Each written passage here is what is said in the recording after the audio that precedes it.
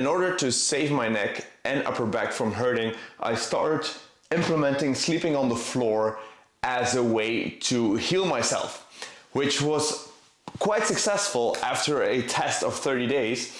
And that way I decided to buy tatami mats, which insulate the floor very well, especially in the colder months. Obviously, tatami mats, being a natural material, being rice straw, it's going to be affected by the moisture, by sleeping on it, and doesn't that mold? In today's video, I want to talk about how we preserved our tatami mats for nearly 4 years, sleeping on it every single day, and the things that we do on a daily, weekly, monthly, or yearly basis in order to preserve them. So by no means am I an expert in tatami mats. So yeah, let's explore what I'm doing, and maybe if you are more knowledgeable, let me know in the comments down below what we could do more and how can we better ourselves. So yes, let's first look at the tatami mats. So the tatami mat here, the only wear that I found are indentations. So let me get out the trusty laser here that I want to put on the surface. And what I'm wanting to see is that close to the laser, we're at around 2.5 centimeters. And here we're nearly at 3 centimeters. So this is where I'm sleeping. I'm clearly heavier than my girlfriend. So yeah, as you can see, only a small amount of wear here. And even now that it's open, the smell of the tatami mat is still present. Not as strongly as in the beginning, but it's still present. And it's actually a pretty pleasant smell. Now, as it comes to what we do on a daily basis is that if we sleep on this, we leave this futon-like top mattress cover on, so it's still closed off, but we open up the windows every single day. Winter, summer, we try to air it out as much as possible so no moisture builds up. So that's one thing. On a daily basis, air everything out. On a weekly basis, what we're doing is we open up half of it. So 1 week we open up the portion where our heads are, the other week we open up the portion where our feet are, and we alternate between that. Also, every 2 weeks we vacuum the tatami mats. Now obviously we make sure that the head of the vacuum cleaner is made for carpets so that it doesn't really scratch the surface.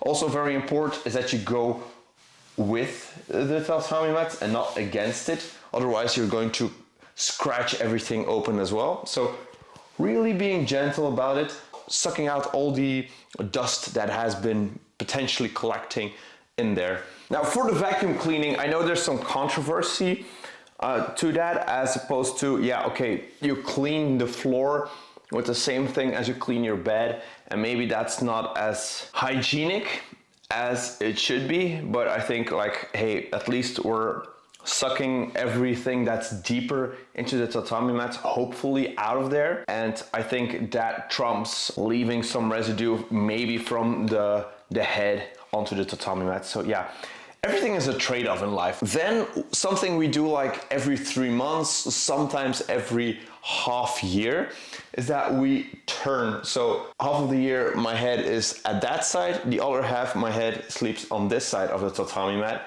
And that way the indentations can even out a little bit. At one point in time we experimented by sleeping this way, which is very interesting because that way you have a lot of space for your arms, you have a lot of sideways space, you don't have a lot of space in the length of your body. So it's not really recommended, especially if you're like, I'm 1.80 meters and these mats are like exactly 1.80 meters. So for me it's just too cramped and I didn't really like sleeping that way. But something else we do, and that's on a yearly basis, is I take these tatami mats down, and that's especially on a very, very sunny day where I know there will be no cloud coverage.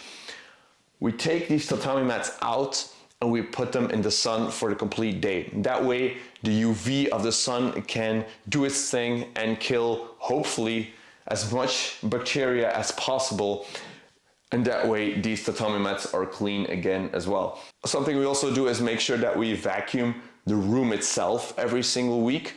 That way no dust can come from the sides, because that is also very important. Keep your room clean in general is going to help you with your hygiene of your tatami mats. Yeah, those are really the things we have been doing, and it's going pretty well. As I said, especially besides the indentations, nothing really physically is damaged about these tatami mats. The most dangerous thing is taking them down and up again once a year. That might show some abuse onto the tatami mats, because it's not an easy weight to carry. But other than that, I feel like we can do this for at least another 4 years. So yeah, that is my 2 cents on how we clean our tatami mats. As I said before, I'm not an expert on this matter, but if you have some pointers, please let them know in the comments down below, for me, but also for everyone to see, so that we can all learn and get stronger together. So thanks so much for watching, guys. I hope you liked this video. I hope you got something out of it, and I guess I'll be seeing you all in the next video. Peace out.